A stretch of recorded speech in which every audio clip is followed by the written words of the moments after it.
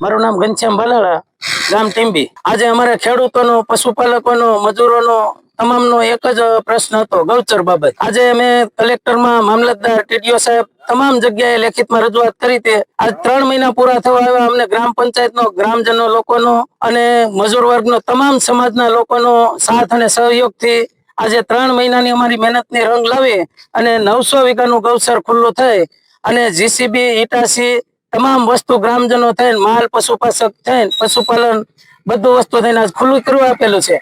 આ બાબતે મામલતદાર સાહેબ આવ્યા, ટીડીઓ સાહેબ આવ્યા, એસપી સાહેબ આવ્યા, બધા લોકોએ અમને સાથ સહકાર આપ્યો છે। શાંતિપૂર્ણ કામ હાલે છે અને આવું કામ આગળ જતા હજી બીજું 900 વીઘા થાય એવી અમારી તમામ ગામ લોકોની માગણી છે। જય જવાન, જય કિસાન।